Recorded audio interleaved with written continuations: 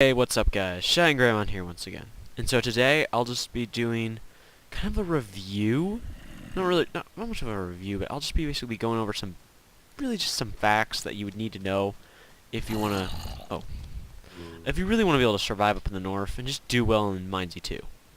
So really the main thing you need to do if you only did this one thing, then you could be okay, is get pristine iron armor. Now, down south, pristine iron armor is useless. Yes, I just said useless. Because it's as useful as any kind of armor, because the zombies down south are guaranteed to do a heart, because all zombies are guaranteed to do a heart of damage, no matter what. They are guaranteed to do a heart of damage to you. They're just guaranteed that. So, it really is no use. It really ends up being no use.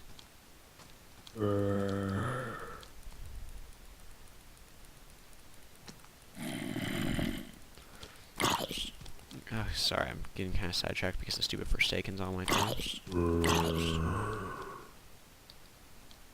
So yeah. God,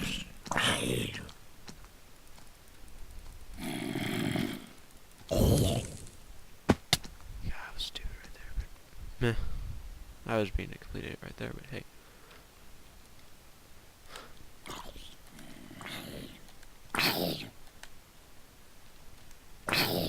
Yeah, you always want to see, that's just the main thing. Get pristine iron armor, because all that really does is it guarantees that any zombie can only do a heart of damage to you. Even if you're on evasion and zombies get 2x damage, they still can only do a heart of damage to you if you have pristine. Also, same thing for Forsakens. Forsakens can only do a heart of damage to you when you have pristine. So that's just a major advantage, getting that pristine iron armor. So you really want it, because trust me, just trust me on that. You want it. And probably the next thing is get an iron axe. Like, go melt up this iron, using the anvil. Melt up that iron, get yourself an iron axe, not the iron sword, because the iron axe is what's going to allow you really to do well because of its splash damage, which is just going to allow you just to be able to do more damage. Just crouch and you're able to hit multiple zombies at the same time, which means that you can survive a lot better. And yeah, just another thing is get to like an area you're comfortable at. Like some people are big Granite fans. They're like, hey, it's Granite. That's it's like their favorite town. Other people hate Granite. If you're someone who hates that area, then don't go in that area, because you're just really only going to be hurting yourself. You want to go to the areas that you're familiar with, the areas that you like. If you do, it's just going to increase your chances of surviving, and it's definitely going to increase your chances of just doing well. Another real thing is you really want to get good do well in proficiencies. Now, mainly you should have been doing this down south, but so basically before you go up here north, you really want to start working on those profs down south. Get those things good, because those are what are really going to are really going to help you out right here. And so yeah. And yeah, I agree with Block's Mind down there, who's saying hopefully Ison for the invasion. Because if it is, I can show you some more invasion gameplay while talking about why you should be doing invasion. But really, another thing is the Forsakens? Some people are like, don't go for the Forsakens, like they're so dangerous. Really, they're not that dangerous unless you get into like an enclosed area with them. Because that means when they get to where they're immune to melee attacks, well, you're in big trouble. So really, yeah, I personally don't really worry about Forsakens, just because they're not that big of a threat, really. And I don't like to fight them mainly because of the fact that it just does burn up arrows and food and things like that, because you gotta get back from the Forsaken if they get close to you when they're on melee off mode and things like that. So there's a pain to fight. But whenever I'm at weaker gear, like if I'm still in chain, or if my iron's not really pristine yet, I want to go fight Forsakens, because that way you can melt up that iron and use it to basically just really you can use that iron just to really strengthen your armor, which is just going to help you out. It only can help in the long run. That's all I have to say about that. All it can do is help you. So that's why you really want to do that. But See, I really like about this town right here, for God's name. But Nixie like did do a video on it, and like I didn't even watch the video until after I had discovered this town. But yeah, this is an amazing town, so I would just recommend coming here. I'll probably find out what it's called in a moment. But yeah, it's just a good thing. You want to get to a good town. This is my favorite town, just FYI. This is my favorite thing because of how much iron spawns here. Only disadvantage is that it's a pain to fight Forsakens here. I'm just gonna, well, I just had to throw any iron gut because like that's basically I have so much stuff that you know. There we go. Just need to get together another wheat. But yeah, another thing is you just want to be able to get food. Now, I personally just like cookies a lot, but most people are saying that really the best thing to get is cooked fish. I'm not gonna agree with them on that, mainly because cooked fish is kind of annoying to get. But I'm not gonna really I'm not really gonna be agreeing with them, but I'm not gonna be disagreeing. Like they are pretty right. I'm saying that yeah, probably is pretty valuable. I'll give them that. So yeah, part of the reason why I was warning you about zombies is just because of how they're guaranteed to do a true damage to you, which is frustrating. They're guaranteed to do a lot of damage. They're guaranteed to do quite a bit of damage to you, which is always just there just to annoy people. And so yeah, that's just. So yeah, you want to be careful on zombies. Never underestimate them, because they'll always be there harassing you. And they're too relentless, really. See, like, I try to use my bows against zombies just because of, as I said before, they're just completely relentless. You've got to just look out. You just got to look out.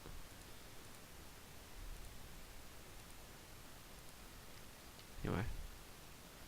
So yeah, you just got to be aware about all the creatures. So yeah, those are just the major things. Probably just a few more things is once you've gotten decent tier gear, like worn iron or pristine iron, at that point you want to go start doing invasions. That way you can obtain diamond, swords, and things like that. Those are definitely the most valuable things, and those are really are gonna really help you in the long run. Like this stack right here has 218 Dura. Okay? That's its full Dura. A diamond sword's full Dura is like I think it's like over 1400, which is just the major comparison between like in my opinion, just I was naming the two best weapons you can have because you can't make diamond axes anymore, sadly. But really, those are the two main weapons that are that people enjoy, and I will agree with them are the best things out there.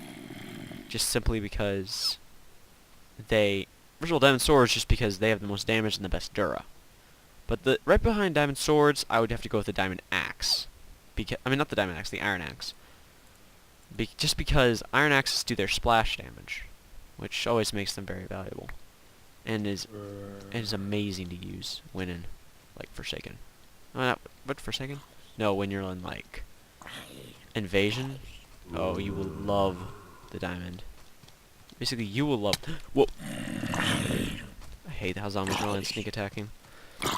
But that's another thing to note. You gotta be careful because zombies love to sneak attack. Drives people nuts, but they love it. So yeah, I'm just gonna let them kill those idiots. So yeah, another just major tip is, first of all, kill a pigman. They do true damage. Okay, they don't technically do true damage, but they do explosive damage, which is basically the same thing as true. If you don't know what true means, that just means like it penetrates armor. That's what it gets called true damage. Is if it can penetrate armor.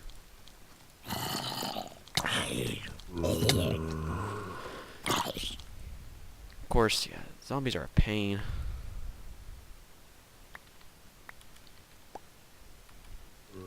Wow, that was derp.